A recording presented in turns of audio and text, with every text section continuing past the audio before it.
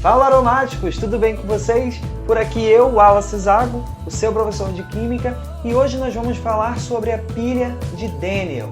A pilha de Daniell, ela já é relativamente conhecida, bastante conhecida, tá? Ela é representada aqui por duas cubas eletrolíticas. O que é isso? Dois recipientes que contêm os eletrodos, tá?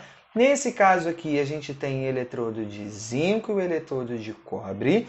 Lembrando que na cuba em que se encontra o eletrodo de zinco, a gente tem também a solução de sulfato de zinco.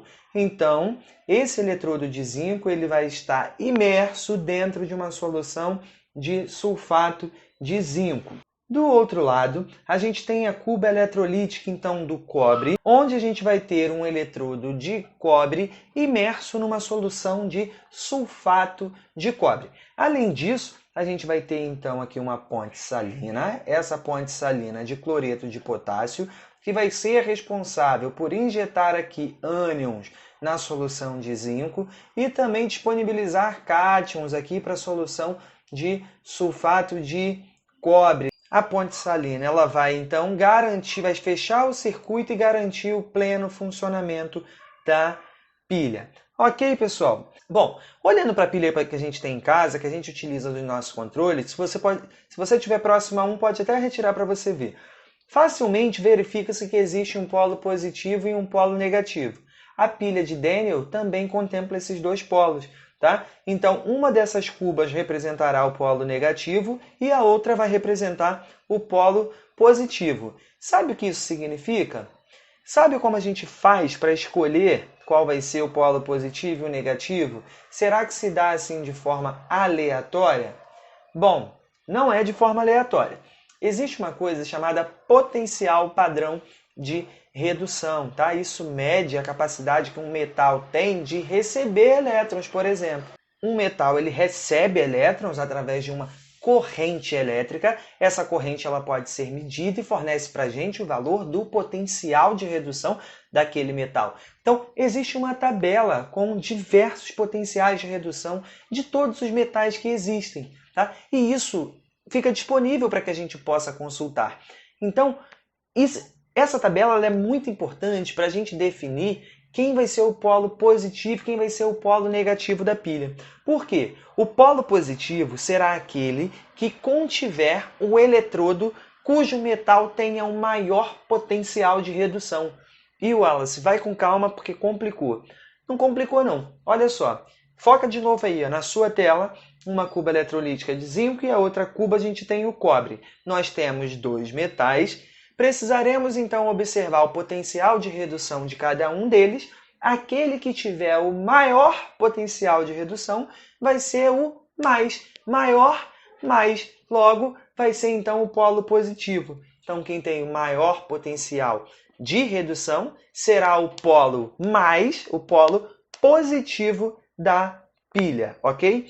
Já aquele que tiver o potencial de redução menor, potencial de redução pequenininho, será o polo negativo da pilha, ok? E isso é interessante porque uma coisa já vai amarrando a outra. Aquele polo positivo, ele tem um nome específico, é um nome bem chique, a gente chama esse nome de cátodo, e o polo negativo, ele também tem um nome especial que se chama ânodo, tá? Então, o polo positivo é o cátodo, o polo negativo é o ânodo. Um outro detalhe importante, pessoal, uma coisa puxa a outra, como eu falei, é do polo negativo, ou seja, é do ânodo que o fluxo de elétrons vai partir. Então, os elétrons sempre partem do ânodo para o cátodo, tá? Isso numa pilha. Os elétrons sempre partem do ânodo para o cátodo. Isso naturalmente, por conta desses potenciais de redução que os metais possuem, tá? Então é por isso que a gente fala que a pilha ela é um processo espontâneo. Ela ocorre naturalmente, tá? O simples contato entre esses dois metais já provocam essa diferença de potencial, tem a condução de corrente elétrica, logo está tendo a geração de energia que permite a gente utilizar para as mais variadas finalidades. Então a gente tem é corrente elétrica sendo gerada a partir de reações químicas. Que lindo, né, gente? Viajei aqui, espero que você tenha viajado comigo também. Então vamos lá, pessoal. A gente tem os elétrons fluindo do ânodo para o cátodo. E aí, quando esse negócio começa a acontecer, quando esse samba doido começa a acontecer dentro desse sistema, existem umas coisas lindas que acontecem ali dentro, tá? Então, olha só. A gente tem aqui, ó, primeiro de tudo, se os elétrons daqui da placa de zinco, né? Uma placa de zinco ela é composta por vários átomos de zinco. Se os elétrons desses átomos de zinco começam a deixar essa placa no outro sentido, no sentido contrário, o que vai começar a acontecer com essa placa de zinco?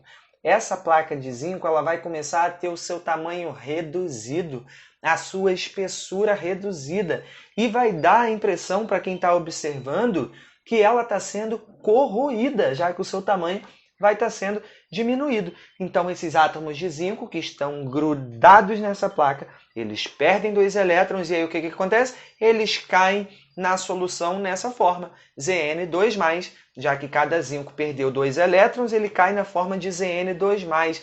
Então, ele cai dentro dessa solução e aí a gente tem a solução aumentando a quantidade de íons dissolvidos, né? Então, se está aumentando a quantidade de íons, essa solução aqui, ó, vai ficar mais concentrada. Isso é um detalhe muito importante, tá, pessoal? E aí, o que acontece? Os elétrons saem do ânodo para o cátodo. Vão fazer a viagem deles lá, né? Passam por esse fiozinho, né? Existe um fio também na pilha que está ligando a placa de zinco à placa de cobre. E os elétrons vão sair e vão se deslocar justamente nesse sentido. Por esse fio, vão se depositar lá na outra placa. Então, os elétrons vão saindo aqui, ó, passando pelo fio. Quando chega aqui, opa, voltímetro. O que é o voltímetro? O voltímetro ele é um instrumento que ele vai detectar a passagem desses elétrons, né? Ele verifica a quantidade de elétrons que está passando ali e ele mostra um número na tela. Ele diz, ó, a corrente aqui é essa. Isso é muito importante, porque detecta que os elétrons, que o fluxo de elétrons realmente existe. Então, beleza, os elétrons eles estão chegando aqui do outro lado na placa de cobre. E aí você já pode observar que a placa de cobre está meio gordinha. Por que será que isso acontece?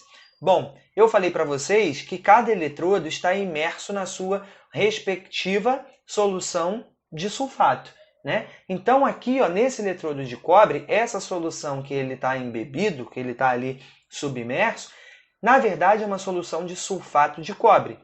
Para preparar uma solução, se a gente partir de um composto iônico, vocês já viram que esses íons eles vão se dissociar, né? O composto iônico ele se dissocia para formar os íons, na verdade, e aí a gente tem a presença de íons em solução. Isso é ótimo, porque é isso que garante que a corrente elétrica seja conduzida, né? Então você tem cobre 2+, que cobre 2+, sempre quem está positivo é a espécie que está deficiente em elétrons, e você tem também ali o sulfato, o SO4 2-, ok?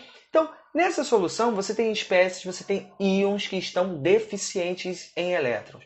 O que vai acontecer, gente? Eu estou aqui, dentro do escritório, e estou deficiente de água. Se aparece alguém aqui me dando um copo d'água, imediatamente o que eu vou fazer? Vou para cima para pegar aquela água. Vou para cima para suprir a minha necessidade. Com esses íons aqui vai ser a mesma coisa. O íon está lá em solução, querendo um elétron. Começa a chegar elétrons na plaquinha de cobre que está enfiada naquela solução, o que ele vai fazer? Ele parte para cima. Ele corre para cima para receber esses elétrons.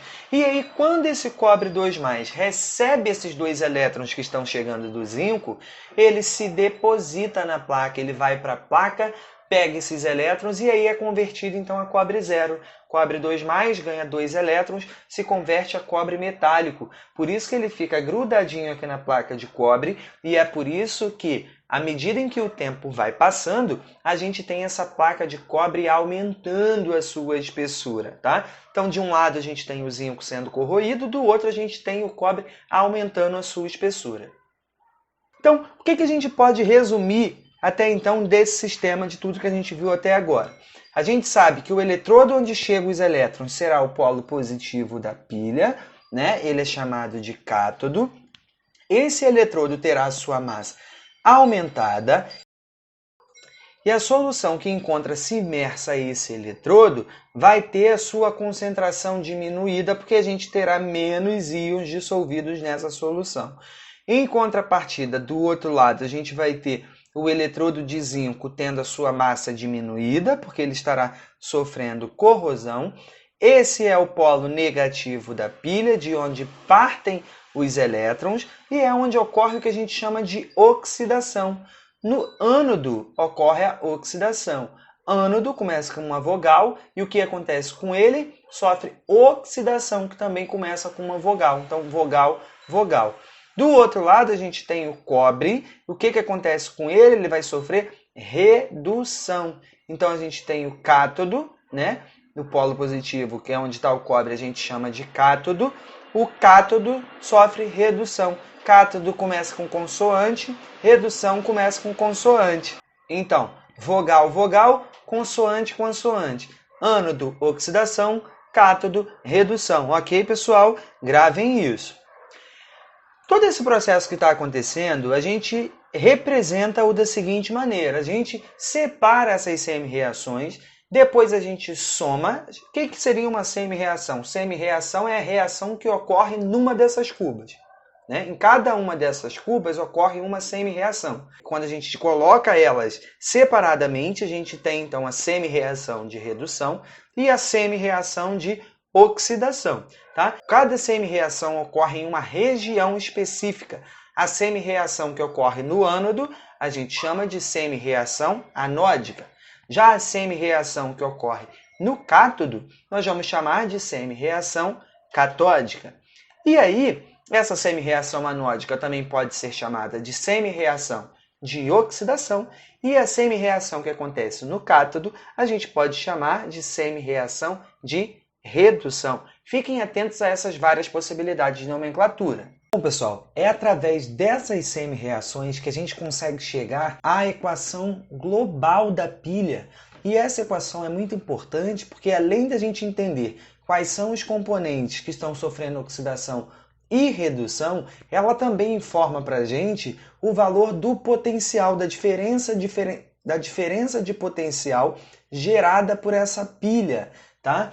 Então, a gente tinha inicialmente os valores dos potenciais de redução, né, do cátodo e do ânodo, e agora, quando a gente faz o somatório dessas duas semi-reações para chegar à equação global, a gente consegue então ter também a variação de potencial ou diferença de potencial, que também é chamada de DDP ou força eletromotriz da pilha. Existe também essa nomenclatura. Então é muito importante para a gente saber qual é a voltagem que aquela pilha vai produzir para a gente. Tá? Então, nesse caso aqui da pilha de Daniell, a gente tem as seguintes semi-reações, né? A gente tem inclusive formas de escrever essas semi-reações. No anodo ocorre a semi-reação anódica, como acabamos de falar, e aí o que a gente tem? Tem um átomo de zinco, né? Os átomos de zinco que estão na placa, eles perdem os dois elétrons, então eles se transformam em zinco 2+, e perdem esses dois elétrons. Já na semi-reação catódica, a gente vai ter o cobre 2+, né, que estava na solução, recebe os dois elétrons e aí ele se converte então no cobre metálico. Reparem que na semi-reação anódica a gente tem aqui envolvidos dois elétrons, né, dois elétrons que estão sendo perdidos. Na catódica a gente tem dois elétrons que estão sendo adquiridos, né, estão sendo ganhados aí pelo átomo, pelo íon cobre 2+. Então gravem o seguinte: nas semi-reações de oxidação, os elétrons aparecem depois da seta. Já nas semi-reações de redução, os elétrons aparecem antes da seta, ok? E aí, verificando então que a gente tem aqui, ó, na primeira reação, dois elétrons do lado dos produtos, ou seja, depois da setinha. Na segunda semi-reação, a gente tem os elétrons antes da seta, ou seja, do lado dos reagentes. Como eu tenho dois elétrons, comparando as duas semi-reações, como eu tenho dois elétrons antes da seta e dois elétrons depois da seta, eu posso cortar esses elétrons envolvidos. E aí eu chego à reação global. Então a reação global ela é um somatório das duas semi-reações, sendo que para fazer esse somatório eu anulo os elétrons, ok? Então, fazendo aqui a minha reação global, como é que fica? Eu tenho aqui, ó, antes da seta, eu vou verificar quem está antes da seta nas duas reações, nas duas semi-reações, para poder montar essa global, né? Lembrando que na minha reação global tem que ter reagentes e produtos. Então, eu tenho que ver quem está antes da seta e quem está depois da seta. Antes da seta, nós temos aqui ó, o zinco metálico, né? Que é o Zn sem carga nenhuma, ou seja, zero. Temos aqui o cobre 2+, então antes da seta teremos Zn 0 mais cobre 2+, formando quem está depois da seta, zinco 2+, mais cobre 0, que é o cobre metálico. Então, essa aí é a representação da equação global dessa pilha, tá? Então, a gente vai agora passar por uma outra forma de representação, tá? Que é a forma de representação recomendada pela IUPAC, que é a União Internacional de Química Pura e Aplicada, que é a instituição responsável por gerir a questão dessas formas de representar e de nomenclatura dentro dos compostos químicos, tá? Então, como é que a IUPAC recomenda que a gente represente uma pilha? Primeiro, a gente representa o que acontece no polo negativo, ou seja, representa a oxidação, põe 2 barras e representa o que acontece no polo positivo, ou seja, a redução. Para o caso da pilha de Daniel, o que acontece no ânodo? O que é essa oxidação? A gente tem o zinco 0 indo a zinco 2+, põe as 2 barras. O que acontece no cátodo? Como a gente representa a redução? Cobre 2+, indo a cobre 0. Tá? Para as outras pilhas, se aplica da mesma forma. Primeiro a gente representa o que acontece no ânodo, depois a gente representa o que acontece no cátodo. Ok, pessoal? Agora, a gente tem uma outra pilha aqui representada. A gente tem aqui uma pilha com um eletrodo de prata e uma pilha com um eletrodo de cobre.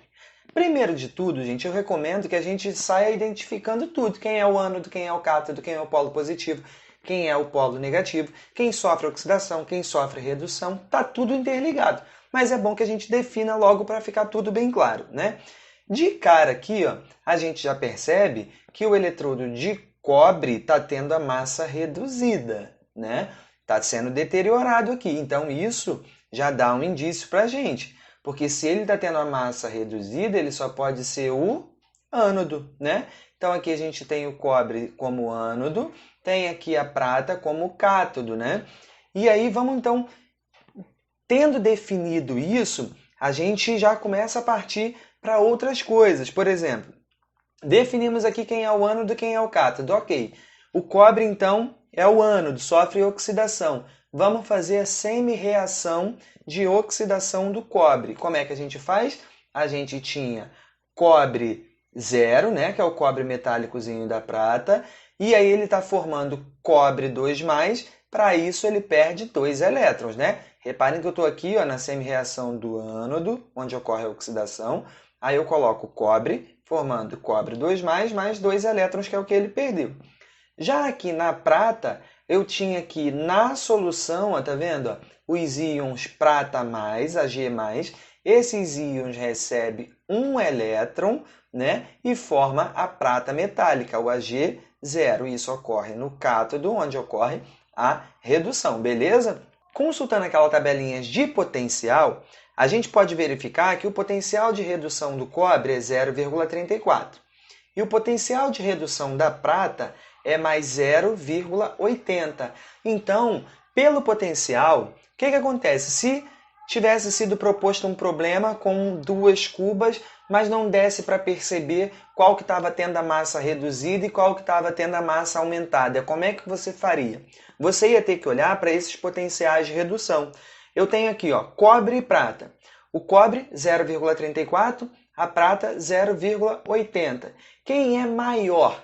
O maior vai ser o 0,80, concordam comigo? Então, esse maior vai ser a semi-reação de redução. Então, você mantém ela ali do jeito que está.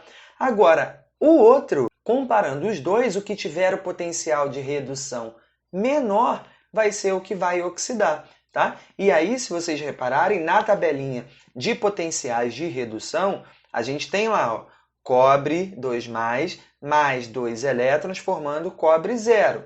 E aí a gente tem um valor de potencial para ele. Né? Quando a gente vai representar a semi-reação, se por acaso ele tiver o potencial de redução menor que do outro metal que está compondo a pilha com ele, a gente vai inverter essa semi-reação, tá? Porque aí sim vai caracterizar uma semi-reação de oxidação. Beleza, pessoal? Só fica ligado num detalhe. Você inverte a reação se precisar, mas o potencial não inverte, tá, gente? Então, beleza. Nós temos aqui, ó, o cobre indo a cobre 2+, perdendo 2 elétrons, e a prata recebendo 1 elétron para formar a prata metálica. Só que o que acontece, gente? O cobre ele perde 2 elétrons. A prata só está recebendo 1. Quando eu for montar a minha equação global, isso vai dar problema. Por quê? Porque eu só posso cortar se os elétrons estiverem na mesma quantidade em lados opostos. E aqui embaixo eu tenho a prata recebendo 1 elétron só. Para eu resolver isso, o que eu faço? Eu multiplico essa segunda equação por 2. Multiplicá-la todinha por 2, que aí eu vou ter os meus 2 elétrons para cortar com os elétrons de cima, né? Feito isso, cortando os elétrons, vai sobrar cobre metálico mais 2 prata mais, formando cobre 2+, mais 2 pratas metálicas, ok? Agora vem então um detalhe muito importante, que é o momento em que eu vou calcular a diferença de potencial gerada por essa pilha. Então, a diferença de potencial, que a gente chama de DDP, ou variação do potencial, né, que a gente chama de ΔE, vai ser medida da seguinte forma. A gente vai pegar o potencial maior e diminuir do potencial menor. Então, eu vou pegar aqui, ó, o ΔE vai ser 0,8 menos 0,34. Potencial maior menos o potencial menor. E aí eu chego, então, a um resultado de 0,46 volts positivo, tá? A unidade aqui em volts. Então, essa foi a diferença de potencial, ou seja, a energia gerada por essa pilha de prata e cobre. Ok, pessoal? Bom, pessoal, essa foi a nossa aula de hoje. Espero ter conseguido esclarecer para vocês um pouquinho sobre o funcionamento da pilha de Daniel. Se ficou alguma dúvida, deixa aqui nos comentários ou procura a gente nas redes sociais. Nós estamos em todas as redes sociais, @meuprofessordequímica. Se esse vídeo foi útil para você, não deixe de compartilhar com seus amigos, com a sua família, com todo mundo que tem curiosidade sobre o assunto, porque além de contribuir com as pessoas, você ajuda demais, fortalece demais o crescimento do nosso canal. Falou, pessoal? Muito obrigado, um beijo e até a próxima!